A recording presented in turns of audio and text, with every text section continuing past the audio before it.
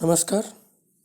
आज हम सीखने के क्रम में विषय विज्ञान साइंस के अंतर्गत जिस टॉपिक पर चर्चा करेंगे वह है पदार्थ और पदार्थ की संरचना, matter and structure of matter.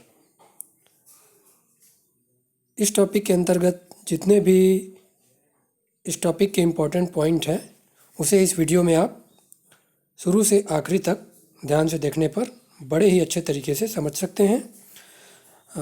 इस वीडियो में जो इम्पोर्टेंट पॉइंट है वे सामान्य ज्ञान की दृष्टि से भी बहुत ही महत्वपूर्ण है और कक्षा के साथ ही साथ विभिन्न प्रतियोगी कॉम्पिटिटिव एग्ज़ाम के लिए भी इस वीडियो को आप शुरू से आखिरी तक बड़े ही ध्यान से देखिए। और इस वीडियो में हम मुख्य रूप से किन किन बिंदुओं पर चर्चा करेंगे, सबसे पहले उसे देखते हैं। सबसे पहले हम देखेंगे परमाणु, एटम क्या होते हैं, फिर अणु, मॉलिक्यूल, तत्व, एलिमेंट, यौगिक, कंपाउंड, मिश्रण, मिक्सर, पदार्थ की संरचना, स्ट्रक्चर ऑफ मैटर, संकेत, सिंबल, सूत्र, फार्मूला और अंत में देखेंगे रासायनिक समीकरण, केमिकल रिएक्शन। तो चलिए आज की वीडियो को शुरू करते हैं। साथ ही साथ आप इस वीडियो के डिस्क्रिप्शन में भी हमारे ब्लॉग पोस्ट जो इस वीडियो से जुड़ा हुआ है उसे भी देख सकते हैं, समझ सकते हैं। तो चलिए आगे बढ़ते हैं। सबसे पहले देखते हैं द्रव्य, पदार्थ या मैटर क्या होते हैं। जो स्थान घेरता है जिसमें द्रव्यमान होता है, जो स्थान घेरता है और जिसमें द्रव्यमान या भार होता है उसे क्या कहते हैं, द्रव्य, पदार्थ या मैटर कहते हैं या वह कहलाता है। तो द्रव्य या पदार्थ की अवस्थाएं कितनी होती है, तो द्रव्य या पदार्थ या मैटर की अवस्थाएं 3 होती है मुख्य रूप से, ठोस अवस्था, द्रव अवस्था और गैस अवस्था, सॉलिड स्टेट, लिक्विड स्टेट और गैस स्टेट। इस तरीके से ये द्रव की 3 अवस्थाएं होती है। परमाणु, एटम क्या होते हैं, पदार्थ का सबसे छोटा कण जिसका स्वतंत्र अस्तित्व केवल रासायनिक अभिक्रियाओं के दौरान होता है। पदार्थ का सबसे छोटा कण जिसका स्वतंत्र अस्तित्व केवल रासायनिक अभिक्रियाओं के दौरान होता है परमाणु या एटम कहलाता है। अणु, मॉलिक्यूल, पदार्थ का सबसे छोटा कण जिसमें उस पदार्थ के सभी गुण मौजूद हो तथा जिसका स्वतंत्र अस्तित्व संभव हो। 2 या 2 से अधिक परमाणु मिलकर एक अणु का निर्माण करते हैं। ये होता है मॉलिक्यूल या अणु। तत्व, एलिमेंट, एक ही प्रकार के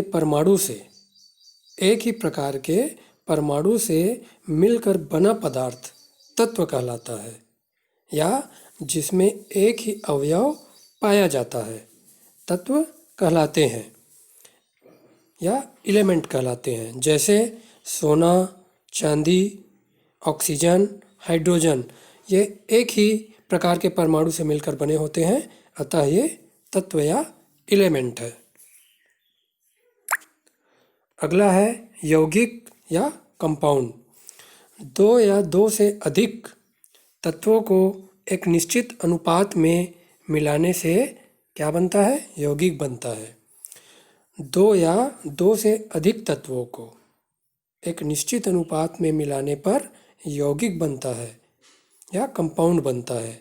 जैसे उदाहरण की बात करें तो HCl, हाइड्रोक्लोरिक एसिड, इसमें हाइड्रोजन और क्लोरीन 2 तत्व हैं और दोनों का अनुपात निश्चित है, 1:1 में है। उसी प्रकार दूसरा जो यौगिक कंपाउंड है वह है H2O या जल। इसमें भी 2 तत्व हैं, हाइड्रोजन और ऑक्सीजन। तो हाइड्रोजन का अनुपात 2 और ऑक्सीजन का अनुपात 1 है, 2:1 के अनुपात में है। अगला है मिश्रण या मिक्सर। दो या दो से अधिक तत्वों को किसी भी अनुपात में मिलाने पर मिश्रण बनता है। दो या दो से अधिक पदार्थों को किसी भी अनुपात में मिलाने पर मिश्रण बनता है, या वे पदार्थ जिनके अवयवों को किसी भौतिक विधियों द्वारा अलग किया जा सकता है मिश्रण कहलाता है, जैसे चीनी या नमक का घोल। इनको भौतिक विधियों द्वारा अलग किया जा सकता है। अगला है पदार्थ की संरचना, स्ट्रक्चर ऑफ मैटर। पदार्थ अणुओं या परमाणुओं से मिलकर बना होता है। पदार्थ किससे मिलकर बना होता है? अणुओं या परमाणुओं से। तो पदार्थ के तीन अवस्था, जैसे हमने ऊपर में देखा पदार्थ की तीन अवस्थाएं, ठोस, द्रव, गैस, सॉलिड, लिक्विड, गैस। ये तीन अवस्थाओं में अणुओं की व्यवस्था कैसी होती है, इसे जानते हैं। चित्र में हम देख पा रहे हैं ठोस, द्रव और गैस की जो अणुओं की व्यवस्था है वह कैसी है। इसे और आगे देखते हैं विस्तार से। ठोस वस्तुओं जैसे लोहा, संगमरमर इत्यादि में जो उनके कण होते हैं वे क्या होते हैं? एक दूसरे के बहुत ही निकट और व्यवस्थित तथा निश्चित क्रम में होते हैं। इसी कारण इनके कणों के बीच जो आकर्षण बल होता है वह अत्यधिक होता है। दूसरा है द्रव। द्रव में कण एक दूसरे से कुछ दूर होते हैं, इस कारण इसे कुछ सीमा तक दबाया जा सकता है। कणों के बीच आकर्षण बल कम प्रबल होता है। तीसरा है गैस। तो गैस में कणों की व्यवस्था निश्चित नहीं होती तथा ठोस और द्रव की तुलना में इनके कण एक दूसरे से क्या होते हैं? दूर दूर फैले होते हैं, अतः इन्हें आसानी से दबाया जा सकता है। हमने दैनिक जीवन में देखा ही होगा, कोई भी ठोस वस्तु को दबाना बहुत ही मुश्किल होता है, जबकि जो लिक्विड या द्रव रहते हैं उसे दबाना थोड़ा ठोस की अपेक्षा सरल होता है। और गैस कोई गुब्बारा है जैसे कि, उसे दबाना अन्य दोनों की अपेक्षा आसान होता है। तो यह उनके अंदर के कणों की व्यवस्था के कारण ही होता है। अगला है संकेत या सिंबल। स्वीडन के वैज्ञानिक जे बर्जीलियस द्वारा संकेतों का प्रयोग करने का सुझाव दिया गया। हमने अपने दैनिक जीवन में विभिन्न प्रकार के संकेत देखे होंगे। जब यात्रा करते हैं तो यात्रा के रोड में विभिन्न प्रकार के संकेत दिखते हैं। उसी तरीके से जब वैज्ञानिकों ने अलग अलग तत्वों की खोज की तो उनके संकेत सुझाए।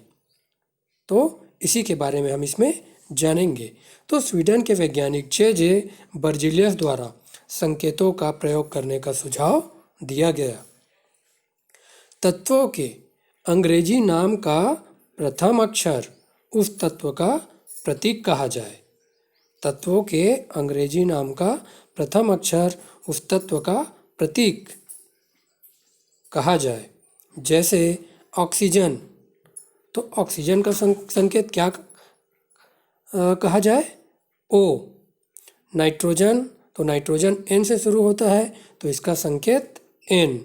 और हाइड्रोजन, हाइड्रोजन का संकेत एच। ये तो सामान्य जो तत्व रहे उनके लिए था, लेकिन जब एक ही अक्षर से एक से अधिक तत्वों के नाम प्रारंभ होंगे तब क्या करना है?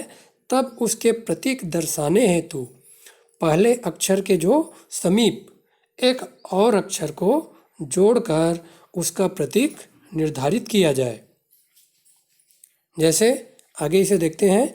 इसमें पहला अक्षर कैपिटल लेटर में तथा दूसरा अक्षर स्मॉल लेटर में लिखा जाए। जैसे उदाहरण देखते हैं। सी अक्षर से शुरू होने वाले तत्व। सी अक्षर से शुरू होने वाले जैसे कि कार्बन, तो कार्बन का प्रतीक क्या है? सिंबल सी है। सी से ही शुरू होता है कैल्शियम, तो कैल्शियम के बाद क्या लिखा हुआ है? CaLCium, तो कैल्शियम का प्रतीक Ca होता है। कोबाल्ट उसी तरीके से कोबाल्ट का प्रतीक Co। अन्य उदाहरण और देखें जैसे कि एल्यूमिनियम, तो एल्यूमिनियम का Al, argon Ar, boron B, helium He, silicon Si। इस तरीके से विभिन्न तत्वों के संकेत निर्धारित किए गए। इसके साथ ही साथ कुछ तत्वों के नाम उनके ग्रीक और लैटिन नामों पर ही आधारित है। जैसे सोडियम, सोडियम का स्पेलिंग देख रहे हैं हम SODIUM, का संकेत SO ना होकर Na है। क्यों है? क्योंकि इसका लैटिन नाम नेट्रियम, सोडियम का लैटिन नाम नेट्रियम है। इसी प्रकार के कुछ और उदाहरण आगे देखते हैं।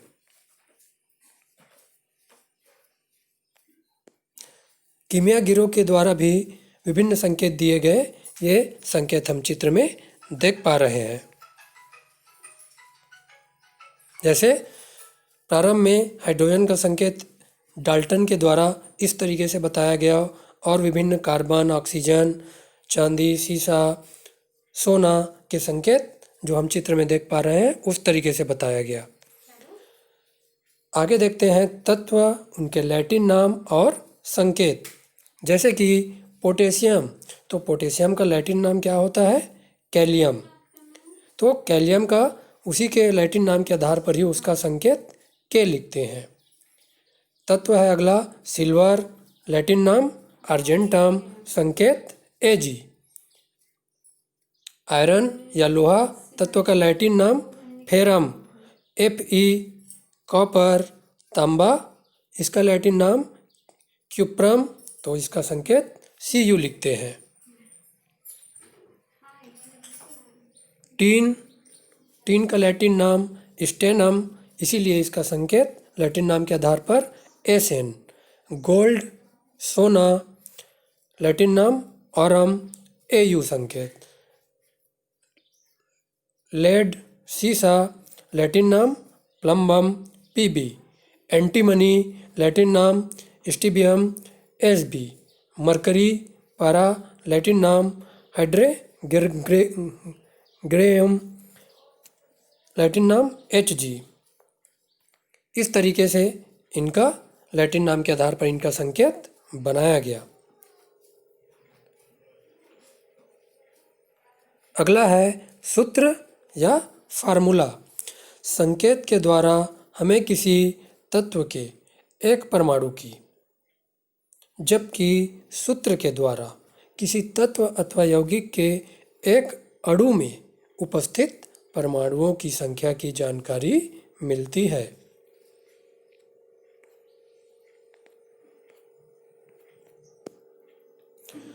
परमाणु रूप के तत्वों को लिखने के लिए सिर्फ उनके संकेतों का उपयोग किया जाता है। जब परमाणु रूप में रहेंगे तत्व तो लिखने के लिए सिर्फ उनके संकेतों का उपयोग किया जाता है। जैसे हीलियम का संकेत He तथा एक ही परमाणु से मिलकर बना है, अतः इसका सूत्र भी He होता है। किसी भी तत्व को अणुओं के रूप में लिखने से पहले यह जानना आवश्यक है कि उस तत्व का एक अणु कितने परमाणुओं से मिलकर बना है। जैसे क्लोरीन, क्लोरीन के पीछे हम Cl2 लिखते हैं, अर्थात उसका पदांक 2 का उपयोग कर सूत्र क्लोरीन Cl2 लिखते हैं हम। किसी भी तत्व के एक अणु में उपस्थित परमाणुओं की संख्या को उसकी परमाणुकता कहते हैं। किसी भी तत्व के एक अणु में उपस्थित परमाणुओं की संख्या को उसकी परमाणुकता कहते हैं। यौगिक जैसे H2O, जल का एक अणु हाइड्रोजन के 2 और ऑक्सीजन के 1 परमाणु के संयोग से बनता है। कार्बन डाइऑक्साइड CO2 का एक अणु कार्बन के 1 और ऑक्सीजन के 2 परमाणुओं से मिलकर बनता है। चित्र में भी हम देख पा रहे हैं किस तरीके से परमाणुओं के द्वारा अणु का निर्माण हुआ है। तत्व या यौगिक के एक से अधिक अणुओं अथवा परमाणुओं को व्यक्त करने के लिए सूत्र या परमाणु के संकेत से पहले वह संख्या लिखी जाती है। जैसे यदि हम 2NH4Cl लिखते हैं तो उसका अर्थ NH4Cl के 2 अणुओं से है। उसी प्रकार जैसे 2O2 का अर्थ ऑक्सीजन के 2 अणु तथा 2Ca का अर्थ कैल्शियम के 2 परमाणु है। आगे देखते हैं रासायनिक समीकरण, केमिकल रिएक्शन। रासायनिक अभिक्रिया को संकेतों एवं रासायनिक सूत्रों के माध्यम से दर्शाने वाले समीकरण को रासायनिक समीकरण कहते हैं। रासायनिक अभिक्रिया को संकेतों एवं रासायनिक सूत्रों के माध्यम से दर्शाने वाले समीकरण को रासायनिक समीकरण कहते हैं। किसी रासायनिक समीकरण में तीर के चिन्ह के बाईं ओर के पदार्थ अर्थात जो क्रिया में भाग लेते हैं उसे क्या कहते हैं? अभिकारक। जो क्रिया में भाग लेते हैं उसे कहते हैं अभिकारक। तथा तीर के दाहिने ओर के पदार्थ जो बनने वाले पदार्थ होते हैं उसे क्या कहते हैं? उत्पाद या क्रियाफल कहते हैं। किसी भी रासायनिक समीकरण में भाग लेने वाले प्रत्येक तत्व के कुल परमाणुओं की संख्या समीकरण के दोनों ओर बराबर होने चाहिए। ऐसे समीकरण को संतुलित समीकरण कहते हैं। अर्थात अभिकारक और उत्पाद या क्रियाफल दोनों ओर के जो भी परमाणु की संख्या है वो बराबर होनी चाहिए, तभी हम उसे समीकरण को संतुलित समीकरण कहेंगे। संतुलित समीकरण में तीर के निशान के स्थान पर बराबर के चिन्ह का उपयोग किया जाता है। जैसे 2H2 + O2 2H2O बन रहा है। उसी तरीके से 2Mg + O2 2MgO, magnesium plus oxygen magnesium oxide.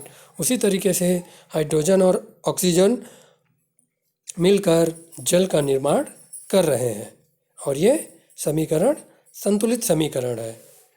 तो आज के वीडियो में मुख्य रूप से हमने पदार्थ की बारे में और पदार्थ की संरचना के बारे में जाना।